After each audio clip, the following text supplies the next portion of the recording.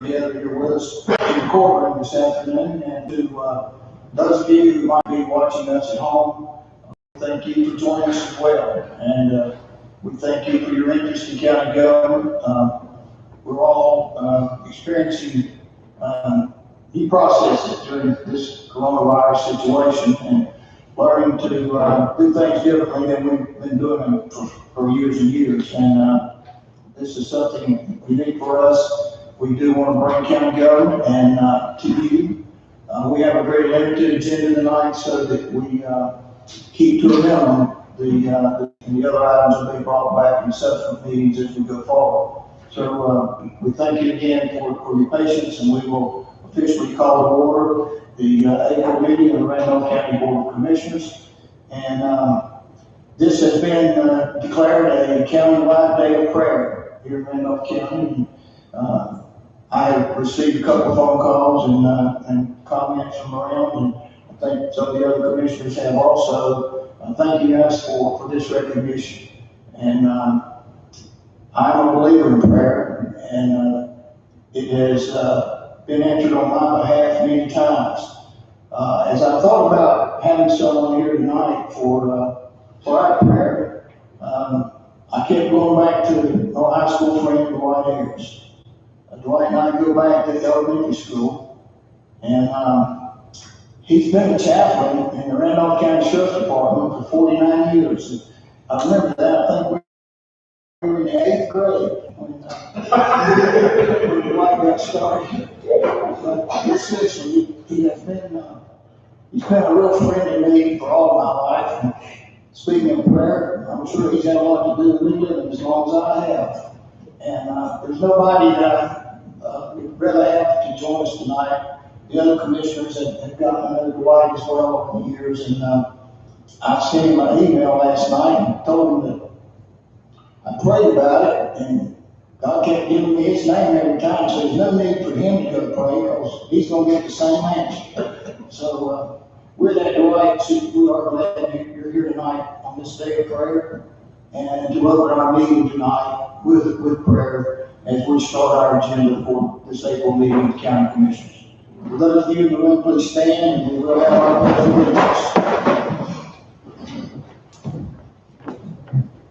Let's pray together. Our precious Lord and Savior, first we want to pray on this time.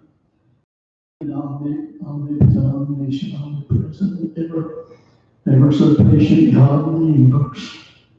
Father, we realize that we're going through too much of this time, but Lord, you already know, and you already knew what we were going to face. And Father, I just claim your promise tonight. You said, I will never leave you and I will never forsake you. No matter what you go through, I will be with you. My arms of love will be around you, and I thank you for that promise, Lord. And Father, I thank you for a group of commissioners who love you enough to realize that all these other things that we do, they have their importance. But if we want real relief from this terrible scourge, Father, we know that you're the only source to rid us of this virus. But Father, we have seen you do mighty and magnificent and wonderful things. And we just come begging you today that you might come in, that you might destroy this virus, this plague that's encompassing our county, our state, and our world. And Father, that you might just restore us. But Father, we realize that the only way we're going to be restored is when we get humble ourselves before you, Father, and seek your face. Realizing that, Father, that you need to cleanse our hearts. We were just an old hell-bound sinner. But Father, through the precious blood of your Lord, our Lord and Savior Jesus Christ, you made us a heaven-bound saint. And Father, we thank you for that reality today. Now we ask you, Father, just to come in and be with each of our special first responders. I have to just bring them before you tonight, Father. Our precious law enforcement family, our precious emergency services, firefighters, all the medical personnel.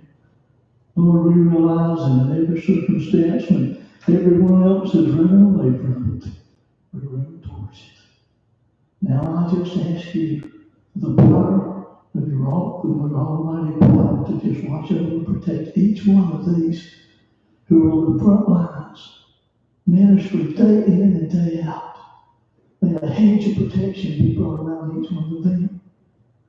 And Father, I pray that each one of us, who are citizens of Randolph County, will pledge to keep them in our prayers each and every day, as well as all of our leaders and all the others who minister each and every day on the front line serving us. Now, Father, I just want to rejoice in what I know you're going to do. Father, I've seen you do mighty things.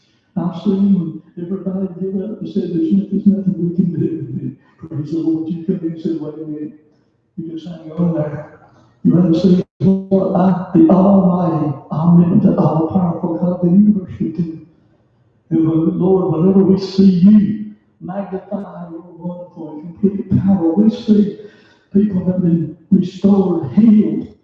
And so we ask you today to heal our land, to restore us, not because we deserve it, but because we plead the precious blood of our Lord and Savior Jesus Christ. For you said, we come before you, you answer our prayers, and you'll be with us. And we ask all these things in the name of your precious Son and our most blessed Savior, Jesus Christ. Amen and amen. Amen. Thank you, Lord. Go on and pray, please. I pledge allegiance to the flag of the United States of America and to the republic which stands, one nation, under God, indivisible, with liberty and justice for all. Thank you. Please be seated. So earlier, we do have a limited agenda tonight. Madam Clerk, do we have any public comments? We do not. All right. Our next item is consent agenda. If you want to have anything that you want to pull out or accept the motion to approve. Move to approve. Second. Thank you. Those in favor say aye. Aye. Those no. And consent agenda is approved. New business. Al's going to talk a little bit about our videos that we've been doing. Yes, Mr. Chairman, this is, we talked about over the past few years how historic some of the moments are in Randolph County right now. We never anticipated the pandemic and the challenges that we were being faced as a county government organization and as a community as a result of this coronavirus and the pandemic that we're all faced with. I just want to say, as a day of prayer, how much we appreciated Commissioner Hope Haywood this morning. We meet every morning at the county with our crisis management team, which is brought together to deal with issues involving coronavirus. And Hope led a prayer this morning that is so meaningful and so impactful to those in attendance. And I just wanted to publicly say that. Commissioner Haywood, thank you so much for what you did. That was meaningful to that staff. Information in a time of crisis and the way you get that information out to the public is critical. And we're finding that even more so in times of the pandemic. There's so much misunderstanding there. There's fear, national fear. And it's the local government's responsibility to do all that we can, even when situations change every hour. I'm going to give you some statistics here in just a few minutes. And as I'm standing here, they may have changed since I came into this room. And that's what we're facing with the pandemic, is information and situations begin to change almost hourly.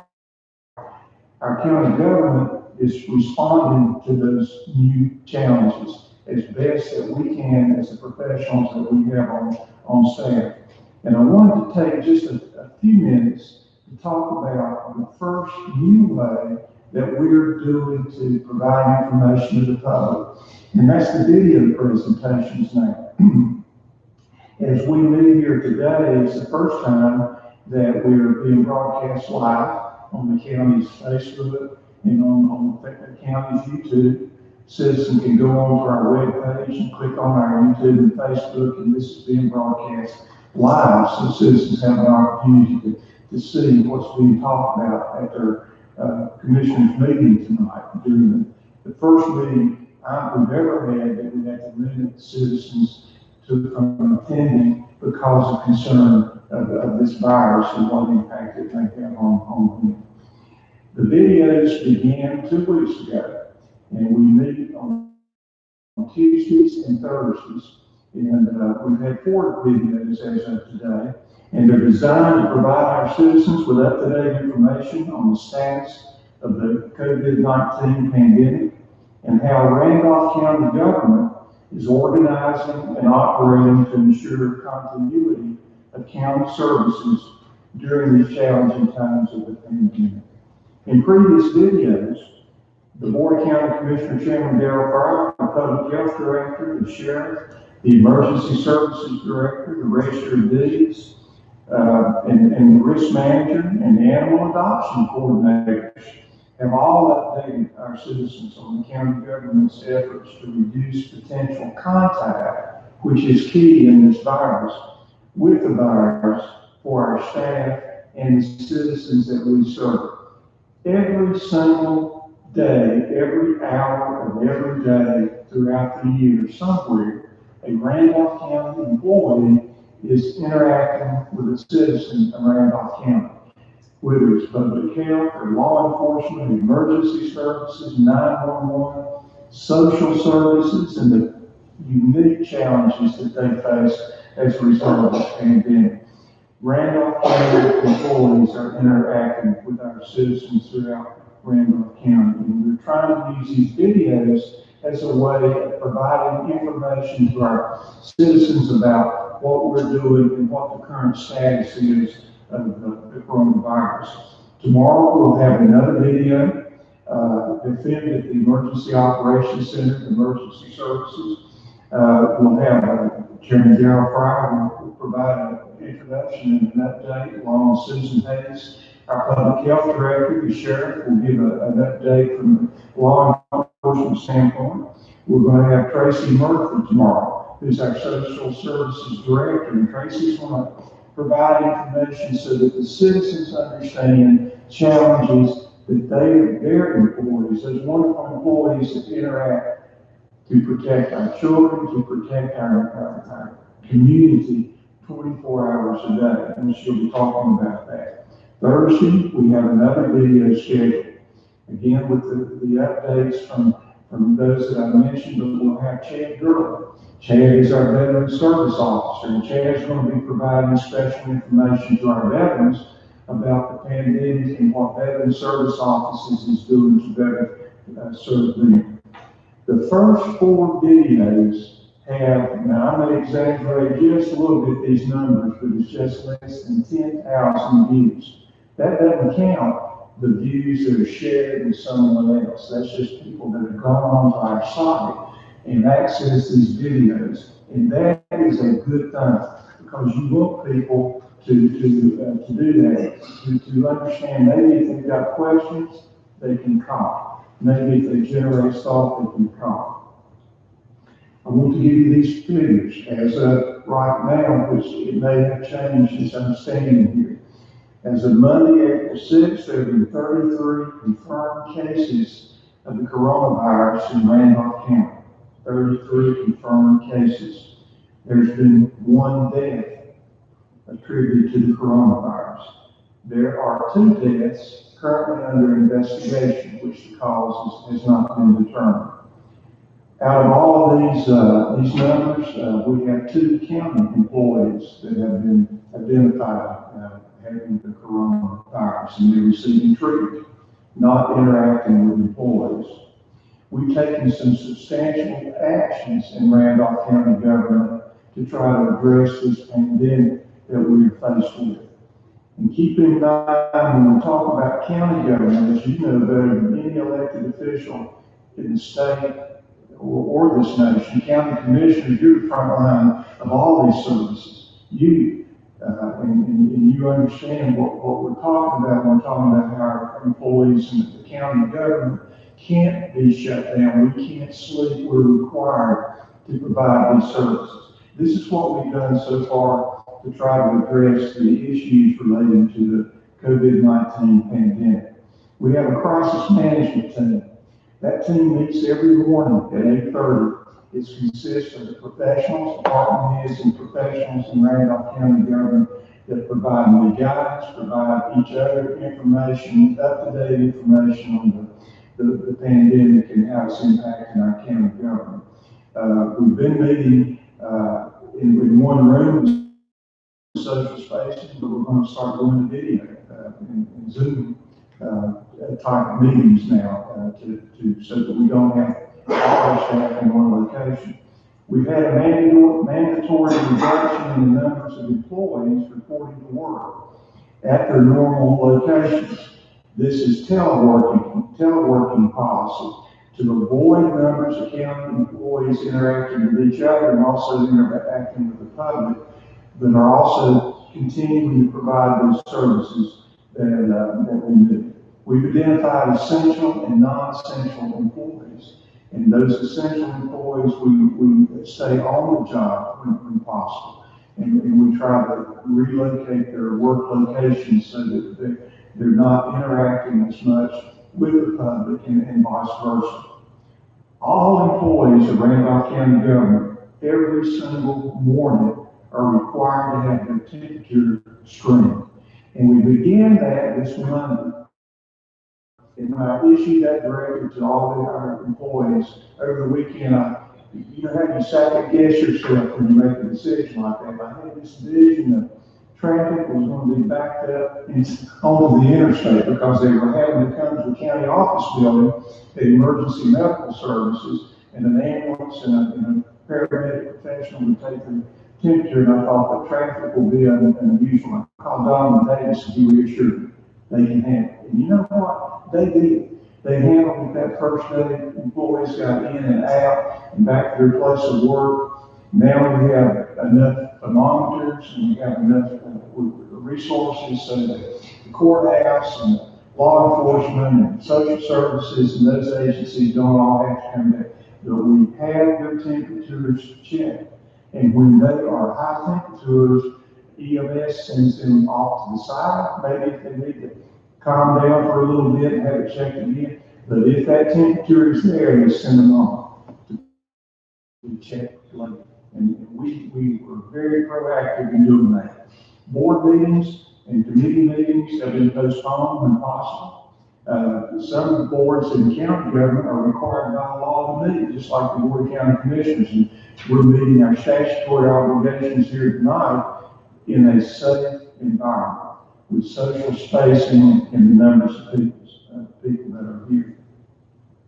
All departments have been required to formally provide information on a daily basis to the county manager's office concerning possible COVID-19 incidents and exposure. The first thing that we began to learn as all this began to break in March, the coronavirus, the pandemic, was first there is in this day of computers and high-speed technology and information. That's great, but you have information overload. There is so much information crossing different people's desks at one time that you can not really have a grasp on information because of the volume that you have. So what I've done and have directed the department heads to do is that when they have an employee that meets certain conditions, they have temperatures, or they suspect they're sending them home for one reason or the other, they are to immediately notify my office. And what I'll be doing is I'll be keeping a good record of what those incidents are, when they occurred, what happened, and how the situation ended from a county government standpoint. And we began that Monday at the request of last week. I began receiving information this weekend on some instances that sometimes when coronavirus is expected to get good news, and it's not bad. When you've got an inch of pollen on your car, sometimes you're going to get hay fever. And if you start sneezing and coughing and things, it's not always coronavirus, but we try to be proactive and we try to take that into consideration. We have new protocols that we are putting into place as we speak, and it began today, this weekend actually. Certainly with emergency services and the public health and law enforcement, I know this has done this also. But in a pandemic, you can't have all your major supervisors, your leadership, all in one place. You have to divide them out so that if someone is impacted, that it doesn't take out the whole leadership of the county. And we're devising protocols now in our departments, particularly our larger departments like social services. Oh my goodness, you have all those citizens packed into a relatively small, all those employees area. What happens if they were taken out? So we're beginning to make provisions so that the leadership and key personnel can be located in different areas so that they can continue to provide the services to our citizens that county government is obligated to provide. And I just want the board to know that. Every one of your department heads are working hard to continue to provide those services to the public that we're required by law and by professional obligation to do. And county government doesn't stop. Tracy Murphy, the director of social services, I'm so interested to hear her comments tomorrow because the public needs to know what they do. What they do 24/7 out in Randolph County, Nationals on the board, that don't stop because of the virus, because of the coronavirus. And other agencies like emergency services and the health department, those wonderful nurses and law enforcement. It impacts the lives of all our citizens. And I think one of them, this event shall pass, it will pass. We will be better as a community and stronger and better able to handle situations like this in the past. And I think one of the things that will come out of it is an understanding, a better understanding of our public, of the critical role that Randolph County government plays in their lives, the critical role that's played by our county government, the decisions that you make as county commissioners. And I'm proud here standing as your county manager 2020 during this time because we're all working together to deal with these challenges that we don't know what tomorrow's going to bring us. We don't. But I want to tell you that I'm proud of our department is, and we try to prepare for any eventuality.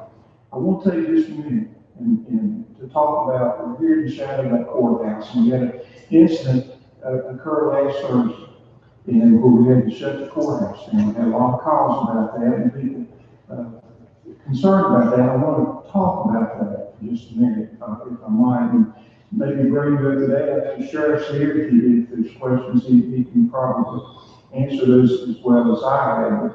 But the pandemic is a rapidly evolving situation. New developments change by the hour. And our county health department, our human resources, our risk management officials work with each department as the situation allows. Although employees are protected by privacy laws, and those laws are still there, and they didn't change because of the pandemic, we treat every suspected case as positive. If you come in there with you've got the pollen issues going on, and meeting some of these issues that could be the coronavirus, we look at it as positive. Anyone identified as a contact is sent home to self-quarantine, and the affected areas are thoroughly cleaned.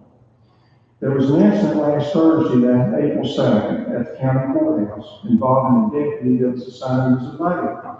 The sheriff's office informed me that this bailiff had been screened as required of all our county employees prior to the beginning of work and did not have a fever.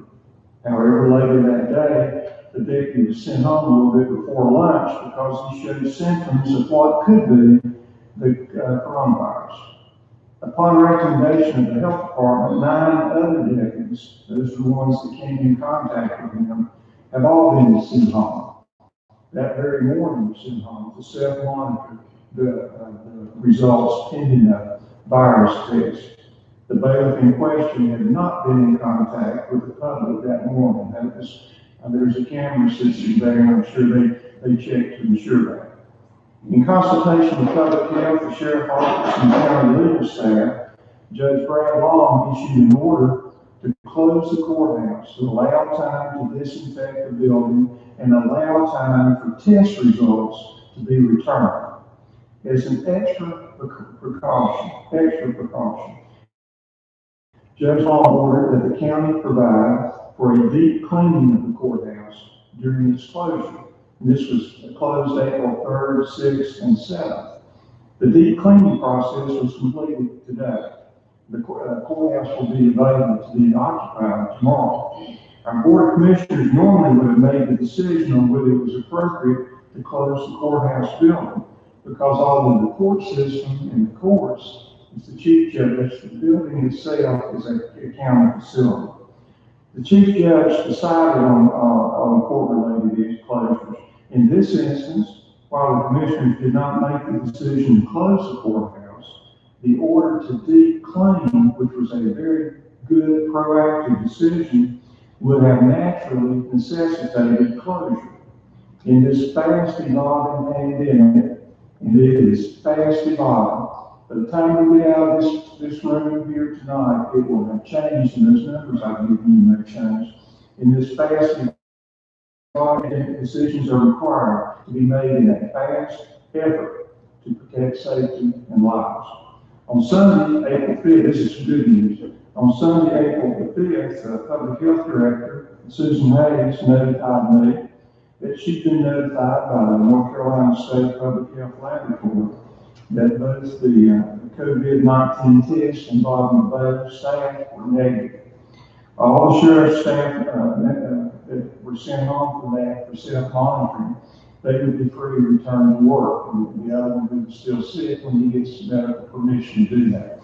So the proactive steps turned out to be negative tests, and I wanted to mention that because there have been questions asked about that, and I thought that was here in the shadow of the courthouse would be a good thing to talk about.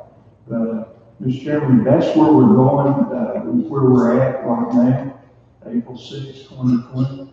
Don't know what April 7th is going to hold, but we will try the best of our ability to be able to respond to any eventuality that may confront our county employees and the citizens we serve. Thank you, Howard. Any questions or comments from commissioners? Okay, hearing none, our next item of business, and our main reason for being here tonight is a presentation by Bordeaux with Passion Author, who's going to present, and John Richard from Bordeaux is here with him also. A little bit of expediency with this issue. All that's taking place now, we want to make sure we got ahead of some of our quotes before they started going up. Yeah, thank you, Mr. Chairman, thank you, Commissioners. Appreciate y'all keeping this on the agenda tonight. I know you wanted to minimize the agenda as much as possible, but we did want to take advantage of the current momentum in order to get pricing for the renovation work. At your planning retreat, I presented a summary of that renovation work, and an overview of what was entailed, and tonight we've got John Richard with Bordeaux Construction here to follow up on that presentation by presenting a proposal for a change order, which will pull all that renovation work into the scope of the contract. And I just want one clarification before turning it over to John. When I presented to you, I just referred to two phases. I simplified things.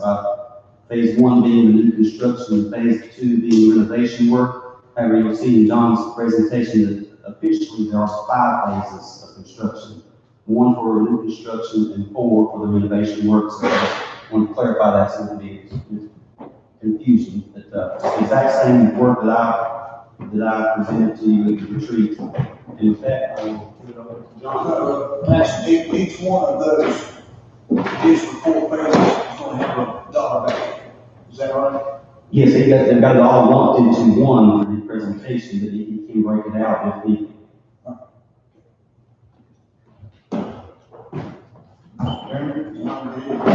Number else?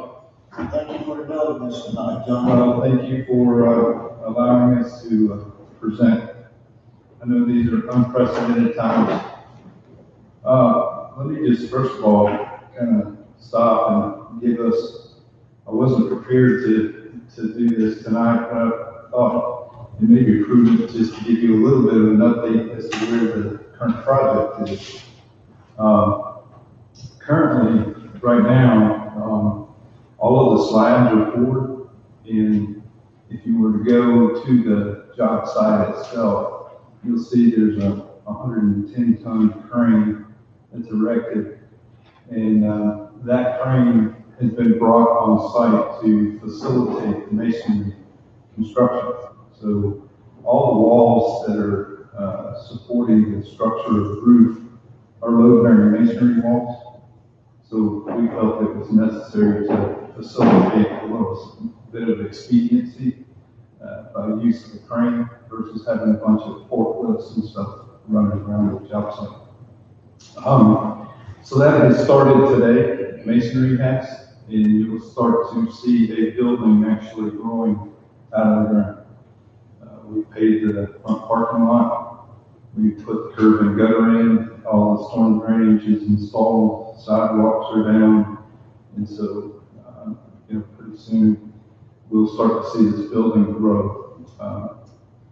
Another point, as a construction company, we have been authorized to be an essential employees through the E-121 order that was given by the governor of the state of North Carolina. So because of that, we've provided every single subcontractor with a letter, basically if they get stopped from any law enforcement or deputies, this order gives them the right to actually get to the job site and return home. So we're trying to do our best to keep this project under wraps and keep it going. I'm not here to tell you that we are not going to experience delays. We probably will. I am starting to hear of some currently. We have products that are being delivered all the way as far as Alabama, and some of the workforces that are putting those things together currently are being reduced. Those people that work in these factories have decided that it is in their best interest of their own health to stay at home. So some of these factories are reducing some of their manpower, and that will potentially have an effect on our project. Okay? All right, so to get to the business at hand. What you see in front of you is basically a letter that we have put together. And Mr. Bryan, you asked about specific prices for each particular phase. What you're about to see, you will not see that information. I can share it with Paxton. I have it Paxton, and I can give him a breakout for phase 2, 3, 4, and 5. And that's the way we actually put the change order price together. The price that we had presented tonight is for $13,236 and $972. Of this, we already have in our contract $4,587,487. So we have allocated that money for future phase work. So when you subtract those dollars away, we are looking for an additional change order or additional funding to our current contract of $8,646,485. Okay? So how is that derived? I'm just going to see if I can work this here. This is a breakdown of that change. And what you see in front of you is a breakdown of every single subcontractor's pricing that we received. Now, again, this is a culmination of each particular phase. We didn't provide a breakdown for each phase. We totaled everything together. So you see at the bottom, you'll see in yellow here, there's a scope scope of work for $10,691,975, general conditions, CM allowances, and CM contingencies, as well as an owner contingency. That brings us to another subtotal, and then we have our fee, which brings us to another subtotal, and then we have our bonds and insurance, which brings us to the final total at the bottom.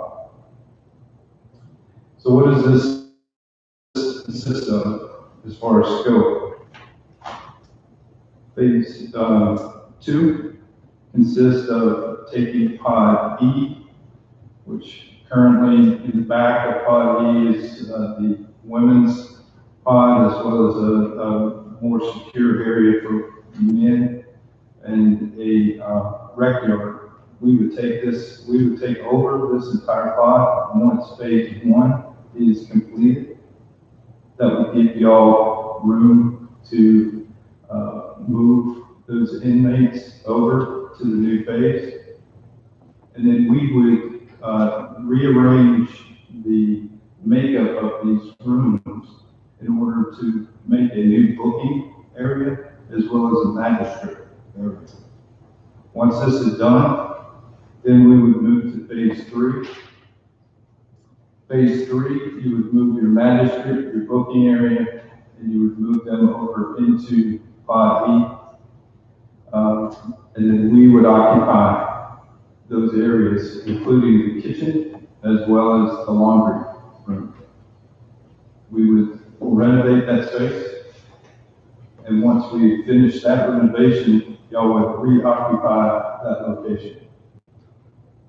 We would then go back into pod E and take it back over and rearrange it back to its original form. In addition to that, you also see a little box down there in the bottom left, and that is the new maintenance facility. So that is included in this price, and that we would start that during phase 4. Once phase 4 is complete, we would have 3 additional phases. It doesn't look like 3 additional pods. I don't know if that's available for you to see. But wing G, as well as wing D and F, we would go in and renovate those spaces and then turn that back over for the completion of the project.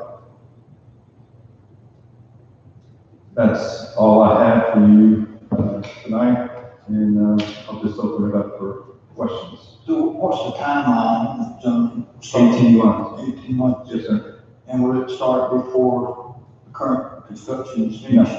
you cannot. We entertained a few different ideas, but the long and the short, you need the space in order for us to reallocate inmates to another location. And in order for that to happen, we're going to have to finish phase 1 first.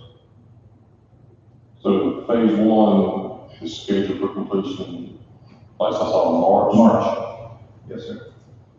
And you said earlier that could slip based on what's going on with the economy right now. Yes, sir. Currently, we are 13 days behind schedule. That's mainly due to weather, but with everything that's going on currently, it could slip some more. Do we have to just not show up to work? No, fortunately, I'll be honest with you. So one of the things that we have done as a company is we have switched all of our meetings to Zoom meetings, including our owners' meetings. Paxton has been a part of that, as well as Major Chief. So all of our owners' meetings, as well as our subcontractors' meetings, have been switched over. If you come to the job site and you're there that day, such as tomorrow, to attend the meeting, you sit in your truck and you attend the meeting on the phone. So Fortunately, we have some technology that's available to us to keep us going.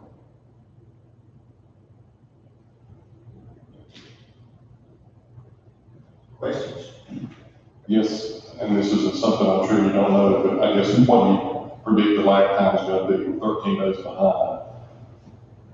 With, I was just referring probably to Alabama, the issues there, was that the jail cells? That's the still cells, yes, sir. I received a phone call about that today, so, yes. I guess a couple of questions. One is, with the economy slowing down, potential recession, what's that going to do to the construction industry? Is it, we've seen skyrocketing prices in the last 3 or 4 years. What's it gonna look like in previous 6 months, 8 issues? months. Yeah, I know, I'm putting you on the spot. No, I tend to do that. No, I it's don't okay. answer it, I'm here to answer your question. We don't know, to answer your question. We are hearing that, the supply houses have material. The supply houses have the banks of the goods and services to get things going back in order. The issue is we can't get them here, potentially.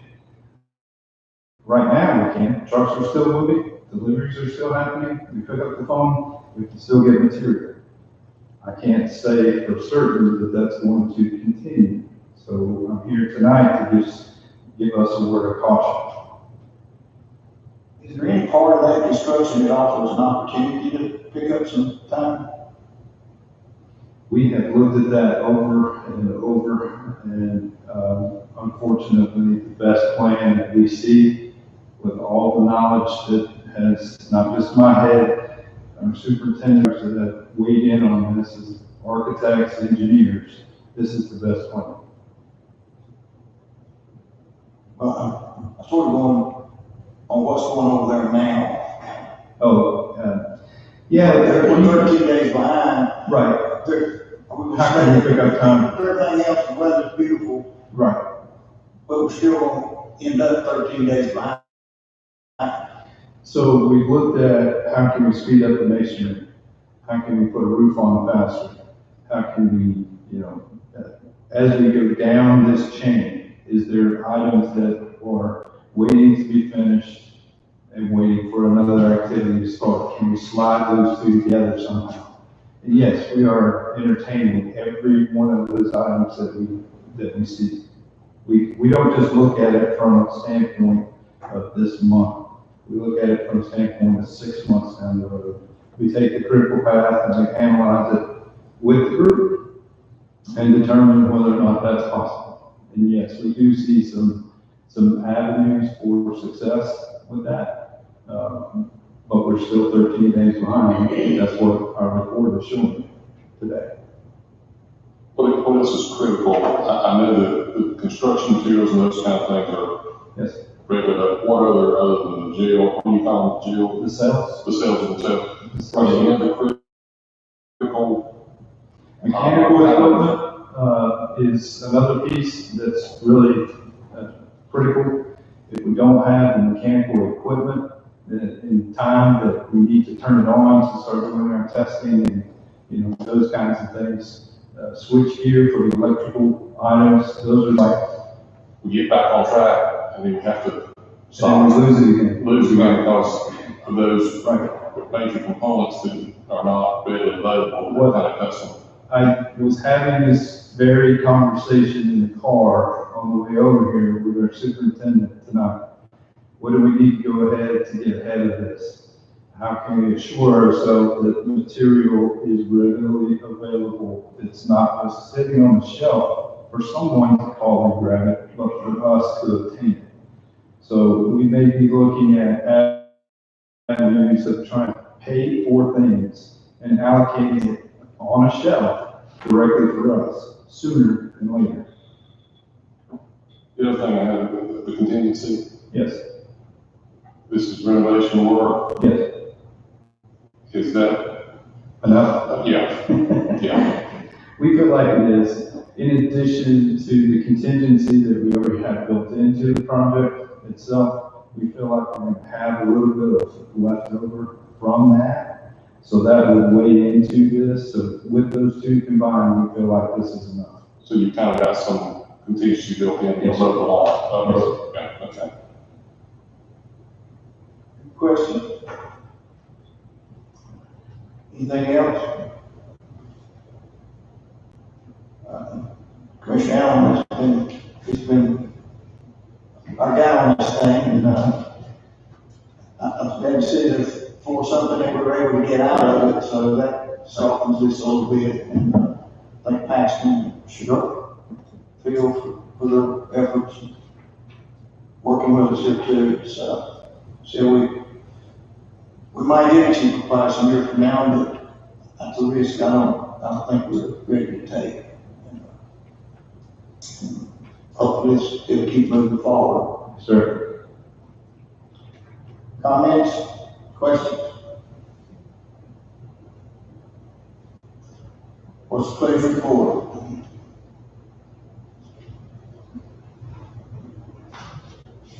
Mr. Chairman, I'll move to approve change order to add all the renovation work with the contract. Second. Further discussion? Any questions? Those in favor say aye. Those no. It's approved. Thank you. Keep going. Yes, sir. Thank you, Paxton. Phil, thanks, sir. Okay, the next item, gentlemen, is a revised schedule for our budget. They and I, Nick, will have, basically what this is doing is getting us pretty close to the end of June, so we know as early as we can what our revenue figures will look like. And, any unforeseen expenses, I think probably some of those might be developing right now, but, that's what we're doing. We're really doing the end day closer to the end of the month. Anybody have a problem those days? I think the biggest thing is that sales tax. Sales tax, yes. We'll have those till middle of the month for March. So we're still gonna have a 2-month lag anyway. That will at least give us a little bit closer. I have a motion. Right, second. Thank you. Those in favor say aye. Aye. And you schedule is adopted. Ben, do you have anything for us tonight? No, I was thinking, as you probably know, the, Mark, got that. I don't have one.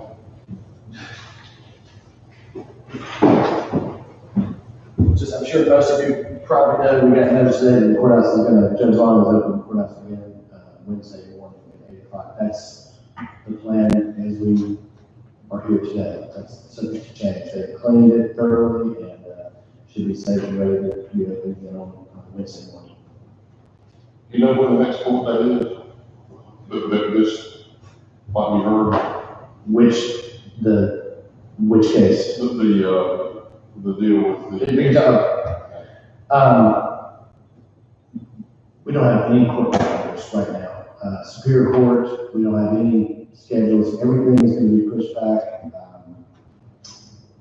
I suspect the judges are going to have to look and prioritize which cases are heard. There's obviously, you have constitutional rights for some cases, particularly criminal cases involving children, custody of children. Those cases are obviously first. Cases involving DSS, but I do not have. So we're probably swimming upstream even further. Yes, That's sir. also Yes, sir. We don't really have a way of getting in there, no. What's your question again, sir? Because we don't really have a chance to get in there, tell them what they want to do with their schedule. Well, we will have chances once we know what the court dates are. As of right now, they're not even home court. It's for superior civil court cases. Our case will be placed on based on the trial court coordinator, but I suspect the judges are going to have a challenge of trying to prioritize. We're getting ready to have issues that we've never had before. Now, in my 23 years of experience, I've never experienced this. We've never had a situation where the judges and attorneys and trial court coordinators are gonna have to prioritize which cases are heard.